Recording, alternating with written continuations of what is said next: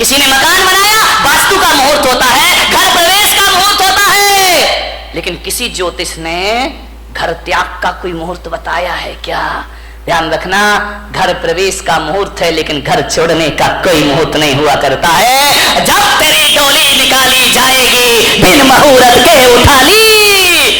घर छोड़ने का कोई, जिस दिन घर छोड़ दो वही शुभ मुहूर्त हुआ करता है। इससे ज्यादा शुभ मुहूर्त दुनिया में कोई दूसरा। सन्यास के भाव आए तुरंत ले लेना, देर मत करना, कल पर मत टालना, आज ही कर लेना, अभी कर लेना, छोड़ देना घर। ध्यान रखिए, मान्य दान तुरंत, भाव बने तुरंत बोलो। घर में गए तो भाव ऐसे गिरेंगे, ऐसे गिरेंगे जैसे आसमान से बिजली गिर गई हो तुम्हारे भावों में। ध्यान रखिए, दान के भाव तुरंत ले। आत्महत्या भाव बने, कौन बोला तुरंत कर लेंगे महाराज? ध्यान रखिए, आत्महत्या करने वाला सोचे कि चलो यार आज नहीं कल मर जाएंगे, वो आदमी कभी मरने। महिलाएं रोज बोलती हैं मरती थोड़ी है। ध्यान रखिए, विचार करिए, विचार करना, सोचना है। आत्महत्या करने वाला सोचे आज नहीं कल मर जाए, वो कभी मरने वाला बेईमान आदमी। लेकिन मेरा आपसे एक निवेदन है, बड़ी विनम्रता के साथ, दान और सन्यास की बात हो तो तुरंत कर लेना, और मरने के विचार आए तो कल पर टल देना कि आज नहीं कल ये काम करेंगे, आज अभी हमें बहुत जीना है, जिंदगी को जियो। मरने के भाव कभी मत बनाए, जियो कितने भी कष्ट आ जाए।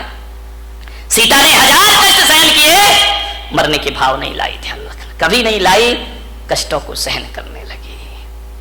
मैना ने, राम ने, बुद्ध ने, महावीर ने, पारसनाथ ने 1000 कष्ट सहे, लेकिन मरने के भाव उनके अंदर कभी नहीं आए। जिंदगी को पूरी जिंदा दिली से जियो। मैं अपने जीवन की घटना बताता हूं। जब मेरा 2003 में चतुर्मास 3 या 4 में इंदौर में हुआ, और जब मेरा चातुर्मास इंदौर में हुआ, मेरे दोनों घुटने खराब हो गए। मुझे सीढ़ियां चढ़ने में परेशानी होती। लोगों ने, डॉक्टरों ने कहा कि आप आहार में सीढ़ी मत चढ़िए, नीचे कमरे में आहार लीजिए। एक पूना के डॉक्टर थे, डॉक्टर संचेती करके, घुटने के मास्टर थे, अब है नहीं, मुझे नहीं मालूम। उनसे मेरी जांच हुई पूना में, MIR कराई घुटनों की। उन्होंने कहा घुटने खराब है आपके, इन्हें चेंज करना पड़ेगा। मैंने कहा उस समय मैं कितने साल का रहा होऊंगा, 35, 36, 37, 38 साल का। उन्होंने कहा आपके घुटने चेंज हो गए। मैंने कहा घुटने चेंज होने का मतलब है ऑपरेशन, और ऑपरेशन का मतलब है इस्तीफा, रिजाइन तो देना ही पड़ेगा। दिगंबर मुनि ऑपरेशन तो करा नहीं सकता है, अस्पताल में एडमिट नहीं हो सकता है। इसका मतलब है कि मेरी बरसों की तपस्या बेकार हो जाएगी। उन्होंने कहा आप ध्यान रखिए। मैंने कहा नहीं कराऊंगा ऑपरेशन तो बोले घुटने हैं, घिसते जाएंगे, घिसते जाएंगे, घिसते जाएंगे। जो घुटने 20 साल चलना है वो 10 साल में खत्म हो जाएंगे, आप चल नहीं पाएंगे। आप आसन लगा के ना बैठे। मान्यवर, जो आप मेरे कमरे में यहाँ पे देखते ना, मैं इस पर बैठा हूं, ये मेरा शौक नहीं है पैर में, इसलिए मुझे इस पर बैठना पड़ता है। बाकी सिंहासनों से हमारा कोई मोह नहीं हुआ करता है, ये समाज की व्यवस्था है। उन्होंने कहा कि पैर मोड़ के नहीं बैठना, तकलीफ होगी आपको। तकलीफ इतनी बढ़ी, इतनी बढ़ी, इतनी बढ़ी, इतनी बढ़ी 2007 तक कि मुझे बिहार करने में दिक्कत होने लगी। पैरों में भयंकर दर्द रहता।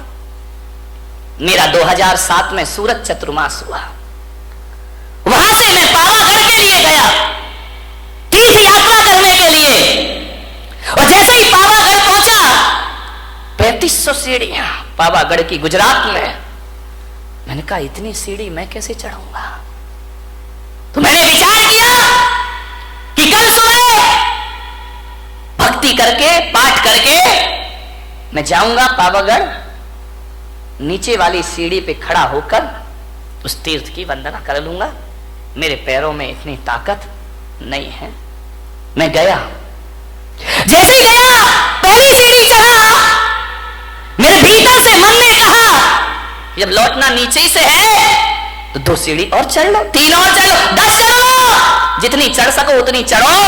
वंदना का पुण्य अपने आप को प्राप्त होगा। मैं धीरे धीरे 10 सीढ़ी, 20 सीढ़ी, 25 सीढ़ी चढ़ा, यहां तक तो मैं चढ़ ही सकता था। मैं चढ़ा, मैंने कहा जहां तक बनेगा मैं चलूंगा। मैं गया, मैंने क्या देखा, एक छोटी सी बच्ची हाथ में चावल लिए, 5-6 साल की बालिका होगी, वो मेरे आगे आगे चल रही। मैं खड़ा हो गया। बच्ची ने कहा आओ महाराज। रुक क्यों गए? मैंने कहा बेटा मैं नहीं चढ़ पाऊंगा ये पहाड़। अरे बोले आओ महाराज, कोई दिक्कत नहीं है, मैं चल रही हूं ना। छोटी सी बच्ची तुतलाते हुए बोली मेरे पीछे पीछे आओ। मैंने कहा वाह रे, सारी दुनिया मेरे पीछे चलती है, ये बच्ची कह रही मेरे पीछे पीछे आओ। मैंने कहा चल बेटा मैं चलता हूं। चलते गए, बोले आओ महाराज आओ। बच्ची खेलते खेलते सीढ़ियां चढ़ती गई, मेरे पीछे, मैं उसके पीछे पीछे चला गया। जैसे ही गया मेरे मन ने कहा कि बच्ची क्यों नहीं घबरा रही है 3500 सीढ़ियों से, मैं क्यों घबरा रहा हूं 3500 सीढ़ियों से। मैंने सोचा, चिंतन करते रहा चढ़ते चढ़ते। मैंने कहा मैं क्यों भयभीत हूं और ये क्यों भयभीत नहीं है। मैंने कहा शायद मैं इसलिए डर रहा हूं कि मुझे मालूम है 3500 सीढ़ियां चढ़ना है, और इस बच्ची को नहीं मालूम है कितनी सीढ़ियां चढ़ना है। ये जो भय है, ये डर है, मेरी सोच का डर है, मेरे शरीर का डर नहीं है। मैंने कहा ये बच्ची है, ये नहीं सोच रही कि अज्ञात भय नहीं है इसको, आगे क्या होगा। ये बच्ची नहीं जानती है, वर्तमान में जीती है, ये चढ़ने का आनंद ले रही है, इसे नहीं मालूम पहाड़ कितने ऊंचे हैं। मैंने कहा चलो, जब एक 5 साल की बच्ची चल सकती है तो मैं क्यों नहीं चल सकता हूं, मैं भी चढ़ूंगा। लेते गई और बच्ची, महाराज आइए पधारिए। छोटी सी बच्ची, मैंने माँ बाप से कहा इसे गोद में ले लो। बोले नहीं मैं पैदल चलूंगी। महाराज पैदल चल रहे हैं, 5 साल की बच्ची, मैं भी पैदल चलूंगी। अरे मैंने कहा बच्ची तू मुझे देख के पैदल चल रही है और मैं तुझे देख के पैदल चल रहा हूं। आप दोनों एक दूसरे को देख चलते गए। चल, आपको विश्वास नहीं होगा, 2 घंटे में मैंने और बच्ची ने 3500 सीढ़ियां चढ़ ली उन पहाड़ की। ध्यान रखिए, जो कभी सेकंड फ्लोर में आहार में जाना नहीं चाहता था, 3500 सीढ़ियां चढ़े। किससे चढ़ी मेरे भाई? ना कोई मंत्र, ना कोई ताकत, ना कोई शक्ति, हौसले बुलंद रखिए। मैं वहां पर चढ़ा, शाम के वक्त रात्रि विश्राम वहीं हुआ और सुबह ऐसे उतर के आ गया।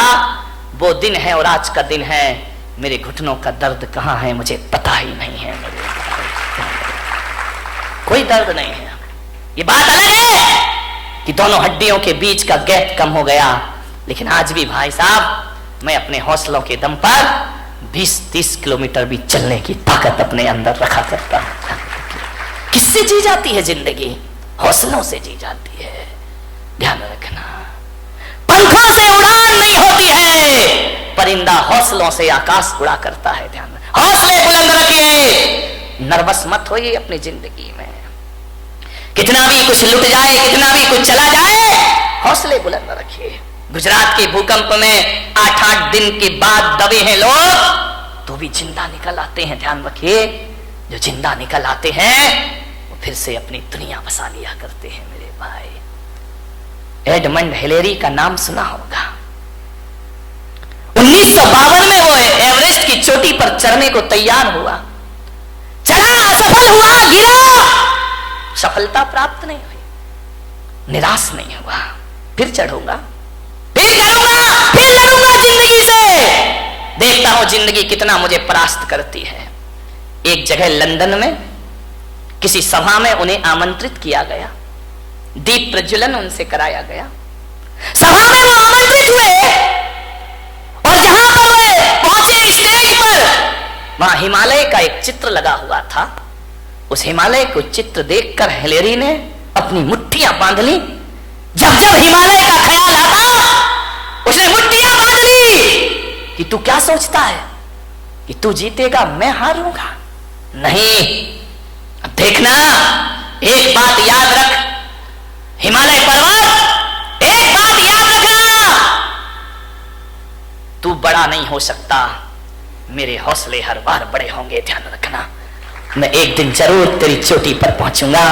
तू तो उतना का उतना ही रहेगा, इससे बड़ा तो नहीं हो सकता, तेरी चोटी इससे ज्यादा ऊपर तो नहीं जा सकती है, लेकिन मैं, मेरे हौसले, मेरे जज्बात इससे ज्यादा ऊपर जा सकते हैं। और 29 मई 1953 को उसने हौसले में वो जान भरी कि एवरेस्ट की चोटी पर पहुंचने वाला पहले व्यक्ति का खिताब उसने प्राप्त कर लिया। मेरे भाई, आप क्या सोचते हैं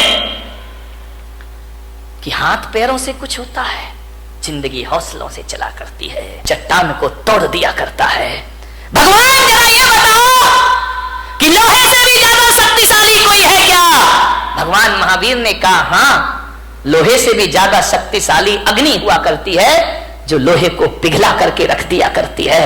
तो भगवान जरा इतना और बता दो कि अग्नि से ज्यादा शक्तिशाली इस धरती पर कोई है? तो महावीर ने कहा, धरती अग्नि से ज्यादा शक्तिशाली पानी हुआ करता है, जो आग को बुझा के रख दिया करता है। तो भगवान फिर इतना और बता दो, पानी से ज्यादा शक्तिशाली कौन होता है इस धरती पर? तो भगवान महावीर ने कहा, पानी से ज्यादा शक्तिशाली आदमी का संकल्प हुआ करता है, आदमी के हौसले हुआ करते हैं। बोले हौसलों से बड़ा कुछ होता है? तो महावीर ने कहा, संकल्प से बड़ा इस धरती पर कुछ नहीं हुआ करता है। और संकल्प में वो ताकत होती है कि पानी को पाताल से निकालने की ताकत आदमी के संकल्प में हुआ करती है। ध्यान रखिए, संकल्पों से जिंदगी जी जाती है, संकल्पों से जीवन चलता है। मान्यवर, विचार करिए, आप सोचिए, संकल्प बुलंद होना चाहिए इस आदमी के। इतने जल्दी हार मत मानो जिंदगी से, छोटी छोटी बातों। एक बहुत बड़े गणितज्ञ हुए हेरो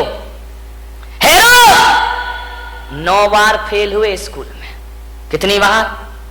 ऐसा कोई महात्मा बैठा जो 9 बार फेल हुआ हो? 9 बार फेल हुए। पिता ने कहा, ये पढ़ाई बंद कर, तेरे बस की नहीं है, तू नहीं हो सकता पास। 9 बार फेल।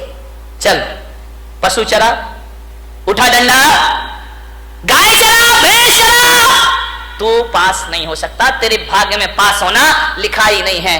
उसने कहा, यार लगता तो ऐसा ही है कि अब मैं पास नहीं हो सकता। 9 बार फेल हुआ क्लास में। एक दिन बैठा था अपने घर में, एक चींटी को देख रहा है। चींटी चढ़ रही है, गिर रही है, चढ़ रही है, गिर रही है, फिर चढ़ती है, फिर गिरती है, फिर चढ़ती है, फिर गिरती है। हीरो ने कहा, यार ये गिनू तो कितनी बार चढ़ रही है।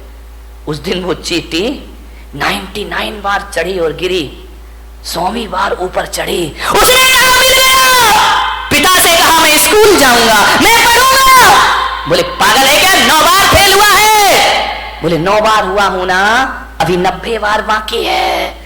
बोले क्या मतलब? बोले वो चींटी 100वीं बार ऊपर चढ़ी है, मैं तो अभी 9 बार फेल हुआ हूं, 90 बार। बाप ने कहा, पागल, 90 बार में 90 साल लग जाएंगे, तू मर जाएगा, जो चींटी की बराबरी। अरे बोले कुछ भी हो जाए, अभी तो 90 बार मुझे पास होना। एक बात लग जाए आदमी को तो जिंदगी बदल जाया करती है, एक बात में जीवन के सूत्र मिल जाते हैं। बोले 90 बार तभी और पढ़ना है मुझे। बहुत जिद की पिता से, पढ़े लिखे, मालूम है 10वीं बार में वो बच्चा पास हो गया और वो सबसे बड़ा गणितज्ञ बन करके खड़ा हो गया। उसकी किताबें मैथमेटिक्स में चला करती हैं। ध्यान रखिए, इतना महान गणितज्ञ बना, उसके जैसा गणित के सवाल हल करने वाला दुनिया में दिखा। आदमी थक जाता है, आदमी हार जाता है, आदमी अपनी सोच से हार जाता है।